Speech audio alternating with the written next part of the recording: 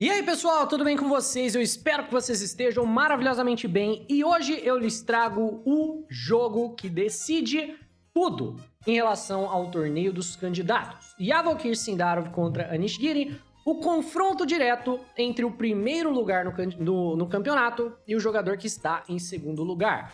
Como os jogadores têm uma diferença de 2 pontos, o Sindarov começou essa rodada com 9 pontos, Anish começou essa rodada com 7 pontos, teoricamente, é possível que caso o Anish vença essa partida e amanhã o Anish vença novamente, amanhã o Sindarov perca novamente, os jogadores empatem aí na pontuação e o desempate é, ao meu entendimento, decidido num match de rápidas. Então, pode ser, ainda existe um mundo, né, hoje, que Anish Giri busque o campeonato de virada e no desempate seja campeão em cima de Yavokir Sindarov. Esse jogo é o jogo que decide o campeonato. Se o Sindarov empatar, matematicamente ele é campeão. O Giri precisando vencer, joga peão em D4, vem peão em D5 por parte do Sindarov, C4 é o gambito da dama e é prontamente recusado. Cavalo C3, e aqui é o primeiro momento de interesse da partida, logo na abertura, porque o Sindarov joga bispo em E7, que é a variante Charolsek, né? O bispo em E7, né? Essa linha Charolsek aqui é uma linha que era muito popular uns anos atrás, para evitar cavalo E2. Você fala, mas do que você tá falando? Como que bispo E7 evita cavalo E2, né? É que a linha mais popular, há uns anos atrás, era cavalo F6, né? Bispo G5, bispo E7, E3, por exemplo, por parte das brancas, roque, e você vê que o jogador de brancas está evitando de propósito o cavalo F3, porque a ideia normal era jogar bispo D3, C6 e cavalo em E2. Isso deixava livre o jogador de brancas para jogar por um planinho de ataque ao centro com F3 e E4 depois do roque. E esse plano em especial é muito difícil de combater de pretas. Por consequência, os jogadores de pretas propositalmente começaram a atrasar o cavalo em F6 jogando bispo em E7, para forçar o jogador de brancas a desenvolver o cavalo para F3, né? E aí já não teríamos mais aquele mesmo plano. Ou desenvolver o bispo para F4, e também não teríamos o mesmo plano. Ou jogar E3 e jogar com o bispo por dentro da cadeia de peões. Então esse bispo E7 evita um plano bastante específico, que é um plano que as brancas querem bastante usar para ganhar, né? Vencer por D5, C por D5 e bispo em F4. E beleza, agora que o bispo não vai para G5, não vai ser exatamente a mesma posição, cavalinho F6 e E3 por parte das brancas. Você vê que as brancas estão evitando o cavalinho F3 para poder jogar para o plano mais agressivo possível, que é o cavalinho E2, o F3 e o E4, tendo em vista que o Anish Giri está em uma posição onde a única coisa que importa para ele é a vitória. O único resultado é a vitória, ele vai arriscar o que ele tiver que arriscar para tentar arrancar a vitória das garras do Sindarov. Vê o roque por parte do Sindarov e bispo em D3 por parte das brancas. E aqui, o próprio Sindarov vai jogar de maneira muito curiosa, né? Para evitar novamente aquele mesmo plano branco. O Sindarov, ele não vai, na verdade, evitar uma posição arriscada. Ele vai querer entrar logo na posição arriscada, mesmo que ele não precise, jogando o peão na casa de C5. E o peão na casa de C5 é um lance muito comprometedor. Porque quando você joga o peão em C5, na inexistência do peão de E para segurar o peão de D, o peão de D, na prática, já meio que virou um peão isolado. Você vê, mesmo que ele tenha o colega dele aqui do lado, esse colega vai ser capturado em qualquer momento, e o peão de D se torna um peão da dama isolado, que é uma grande fraqueza, uma grande debilidade de longo prazo, mas ao mesmo tempo que ele é uma grande debilidade, ele tá pegando bastante espaço e está, é claro, ajudando o jogador de pretas com o desenvolvimento, né? Porque ele controla o centro do tabuleiro. Vem cavalinho E2 por parte do Giri, cavalo em C6 por parte das pretas, né? Você vê que o Sindarov primeiro pegou espaço com o peão de C, depois ele desenvolveu o cavalo, roque por parte das brancas, bispo G4 desenvolvendo aqui numa cravada, e agora com o peão em C5 ele tá convidando F3 e E4, só que não dá mais para jogar aquele mesmo plano. Você vê por que não, né? Porque tem um peão em C5 como foi discutido anteriormente. Se você joga o F3, é muito, vamos colocar assim, difícil de você conseguir jogar o E4 sem que esse peão acabe virando um alvo gigantesco daí. Você vai meio que fazer a mesma coisa que o jogador de pretas fez com o seu próprio peão isolado, né? Que já tá sob pressão. E se você tomar, é claro, o jogador de pretas tem um peão da dama isolado, mas você tem o rei exposto pela movimentação do peão de F, e o bispo já vem para C5 meio que punindo tudo isso. Você vê que tudo no jogo do Sindarov é para evitar um tipo específico de plano, que é a linha mais agressiva possível dentro do gambito da dama, disponível aí para que as brancas joguem tentando ganhar. É uma preparação feita de maneira muito intencional, como tudo que o Sindarov tem feito ao longo deste campeonato, certo? Finalmente o Guiri decide tomar em C5, de fato gerou aqui o peão isolado, vem bispo por, H3 questionando o bispo toma, cavalo toma, e o Sindarov agora que meio que tá argumentando que o seu peão fez o que era para ele fazer, controlou o centro nos momentos certos, né? Ajudou no desenvolvimento, evitou o plano do oponente. Agora que ele é apenas uma fraqueza e tá prestes a ser bloqueado, tá na hora dele se livrar deste peão, dessa grande debilidade no centro. Ele joga peão na casa de D4. O que acontece? Se nós trocarmos os peões centralmente aqui, o jogo certamente vai empatar, né? Se você é o Nishigiri, você pode pensar que você capturar esse peão é uma boa ideia. Afinal de contas, por que não, né?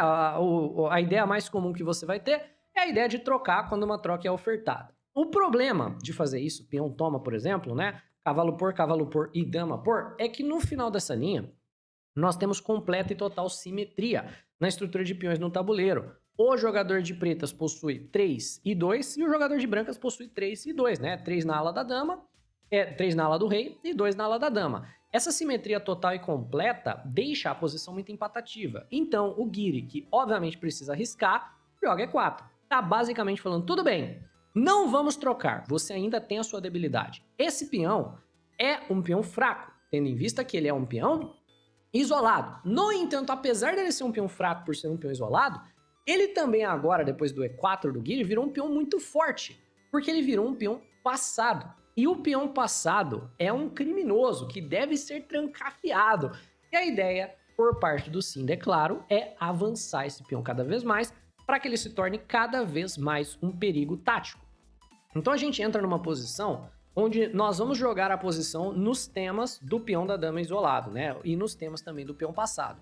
Quais são os temas do peão passado? Basicamente, quanto mais peças vão sendo trocadas, mais forte fica esse peão. Porque no momento ele pode até ser uma debilidade que o jogador de pretas tem que se preocupar em defender. Mas quando a gente for para um final de torres, por exemplo, né? A torre que estiver bloqueando esse peão vai perder completamente a atividade, ela não vai poder ficar numa coluna aberta. Então, quanto mais peças menores vão sendo trocadas e mais a gente se aproxima no final de torres, mais força ganha esse peão. Por isso, o Sinda joga a torre em E8, segurando aqui, mas para controlar a casa de E5, que ele quer ocupar, vem cavalo em G3 segurando o peão e cavalo em D7. Com qual intenção? De jogar cavalo E5. Ele quer jogar cavalo E5 para quê? Para forçar a troca de peça ou forçar o avanço do peão. O cavalinho E5, né, é um lance estrategicamente brilhante, briga pela casa de bloqueio do peão para poder avançar ou para trocar peça, ambos favorecendo o seu plano posicional de avançar o peão passado. Aqui o Guiri joga peão em A3, que vem com uma ideia muito similar, né, é evitar cavalo B4, que faz a mesma coisa, briga pela casa de D3, e vemos por parte do Sinda, cavalo em E5 ameaçando o bispo. Claro, bispo toma cavalo. Se você tirasse o bispo daqui, também seria uma possibilidade. Tira o bispo para B5, vem um dama B6, alguma coisa do gênero. Mas a ideia realmente é que você vai ser inevitável que você tenha que trocar, porque esse cavalo é muito forte. Bispo toma, cavalo toma, e F4 tirando o cavalo daqui. Cavalo por D3, e o Sindarov está conseguindo tirar bastante peça do tabuleiro, o que é absolutamente fundamental para o plano dele com o peão passado. Vem dama por, dama B6, defendendo aqui o peão. E posicionando dama e bispo bem agressivamente ao longo da diagonal. E também ameaçando, é claro, o peão da casa de B2. E o Guiri, ainda na ideia de arriscar ao máximo, na verdade, joga peão na casa de E5. E sacrifica o peão de B2. Peão em E5 é um lance muito forte. É o melhor lance da posição. Você absolutamente deve sacrificar esse peão para tentar criar chances de vencer, né? Se dama por peão, a ideia não é torre B1, né? Porque senão dama C3, se a gente trocar as damas, o final tá perdido. A ideia é cavalo E4, com tempo no bispo, controlando a casa de C3, forçando a dama a recuar, defendendo o bispo. E agora você joga o torre B1 e aproveita da atividade que você tem com esse cavalo super forte, com as torres nas colunas abertas, e você tem chances de vencer, mesmo que você tenha um peão a mais. Só que agora, depois do E5, vem o lance matador. Aqui, Sindarov joga pro psicológico do Guiri, né? Yavokir Sindarov joga o lance dama em A6. E que lance é o lance dama em A6? Dama em A6 é um lance que você e eu, sem pensar duas vezes, né, trocaríamos damas, piorando a estrutura de peões do jogador de pretas. No entanto, esse lance mexe com o psicológico do Anish Giri, porque o Giri tem duas escolhas. Ou ele dá ao Sinda tudo o que ele quer, tira a dama daqui e deixa esse peão avançar, e tem as chances, assim, dele perder horrendamente essa partida, ou ele abre mão da possibilidade, talvez, de vitória e vai para um final completamente igual, com a troca das damas, né? Mas ele abre mão aqui do campeonato. São duas escolhas muito ruins e difíceis de fazer, porque dama em F3, o Giri provavelmente pensou que ele estava muito pior. Se ele simplesmente deixa o Sindarov conseguir tudo que quer só para manter as damas no tabuleiro, ele provavelmente imaginou que estivesse pior, e talvez estivesse de fato, né? Mas dama por A6, você vai para um final um pouquinho melhor, com uma estrutura de peões um pouquinho melhor, você ainda tem chances de ganhar, mas é muito difícil de ganhar um final com material igual como esse, né? Com as torres das pretas entrando em atividade como esse, sem nenhum peãozinho a mais, nem nada. E depois de dama por, peão por, nós temos um final extremamente difícil do Giri ganhar, mas ele vai tentar continuar, né? Porque ele tem o argumento de que a estrutura tá um pouco melhor por conta dos peões dobrados. Vem, cavalo E4 com tempo no bispo, bispo B6, cavalo D6 com tempo na torre, torre em E6 e cavalo em C4 segurando o peão, gerando talvez um teminha em cima do bispo e por consequência em cima do peão que o bispo defende. A ideia é jogar torre D1. E a casa de C4 é uma casa fraca, né? O Sindarov não tem como chutar o cavalo aqui usando peões. Um B3 significaria que esse cavalo fica aqui eternamente. Tem F6 questionando o peão. Torre D1, basicamente ameaçando nada, né? Porque a ideia é cavalo por peão por e torre por peão, mas no final cairia E5. Então, F por E5, F por E5 e torre D8 segurando. E torre em F4 é ameaçando aqui o peão de D de novo, né? Então a ideia é cavalo por e torre por D4, mas aí no final da linha cairia o peão de E. E o Sindarov joga D3 cheque, F1 e bispo C7, basicamente forçando o empate da posição. Isso daqui força a troca de tudo. Porque agora o bispo, né, e a torre ameaçam aqui E5 e a torre defende aqui D3. Na verdade, o Giri vai ter que trocar E5 por D3, quer ele queira, quer não. Mesmo que venha a torre em E4, né, defendendo mais uma vez para não trocar, tem torre D5 ameaçando uma terceira vez e te força de fato aí atrás do peão de D. Então depois de rei em F2, nós temos a liquidação total e completa de todo o material da posição para este final de torres, que é um final completamente empatado apesar dos peões dobrados, né? O Giri ainda tenta muito, né? Ele tenta muito mesmo, né? Os dois jogadores trazem o rei. Nós temos aqui poucos momentos críticos de verdade. Temos aqui um momento, por exemplo, onde o Giri defende o seu peão de B. Então ele tá tentando gerar uma possibilidade de jogar torre G5, que é atrás do peão de A e talvez não ter defesa. Mas vem torre cheque, torre C5 para evitar logo essa ideia. Eventualmente o Giri joga um H4, mas torre G5 iria transpor para um final de rei completamente perdedor. E o último recurso do Giri é jogar G4. O Sinda invade e joga o torre em H4 dele ali ameaçando o peão. O último recurso do Anish Giri é tentar ganhar um desses peões. Então ele joga peão em G5, vem peão toma, torre em F6 cheque, rei B7 peão toma, e ele vai para esse final com um peão a mais. Parece completamente ganho, mas obviamente o Sindarov conhece esse final. Esse é um final teoricamente empatado, né? Então a ideia é a seguinte: a torre das brancas, apesar das brancas terem um peão a mais, a torre está do lado errado do peão, certo? Se as torres trocassem de lugar, se fosse a torre branca aqui atrás e a torre preta aqui na frente, na verdade o final estaria completamente ganho. Mas esse final com a torre do lado errado é um final teoricamente empatado e não é difícil de empatar. A única coisa que o jogador de pretas precisa fazer é ficar jogando rei A7, rei B7, rei A7, rei B7. Por quê? Porque a cada lance que o peão avança, né? Cada vez que o peão avança, a torre preta ganha atividade, ela ganha casas, e a torre branca perde atividade, ela perde casas, né? E mesmo que você consiga colocar o seu belo peão na sétima, quando a torre sair, o peão vai cair. A única coisa que você tem que se assegurar é que você mantenha o seu rei ou em A7 ou em G7. Você não pode pisar na cesta, porque senão a torre conseguiria sair com cheque, né? Então isso não é legal e daí teríamos a promoção. E mesmo nesse caso, curiosamente, né? Mesmo nesse caso, curiosamente, ainda temos aqui a ideia do afogamento.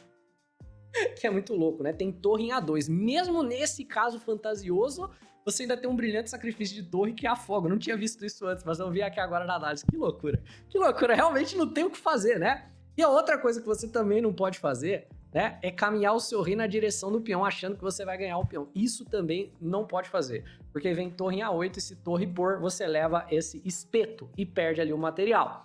Então, na verdade, vamos para um final teoricamente empatado. O Guiri tenta mais um pouco. Temos a tripla repetição e essa partida acabou definindo tudo. Sindarov é o vencedor do torneio dos candidatos, vai enfrentar Golcash, né? Ele vence com uma campanha histórica e amanhã ele joga contra o EI para tentar o recorde, né? Porque o torneio acabou matematicamente, mas ainda falta uma rodada. E amanhã Yavokir Sindarov, que agora tá com 9,5 pontos, esse é o placar no final da rodada, né? Precisa apenas de um empate contra o EI para ser o recordista, o vencedor do torneio de candidatos que venceu o campeonato com o maior número de pontos da história deste torneio nesse formato, né? Não estamos levando em conta o formato antigo, que tinha muito mais jogos. É isso, pessoal. Eu espero que vocês tenham curtido. Se sim, deixa o like, se inscreve no canal. Um abraço e até a próxima. Tchau, tchau!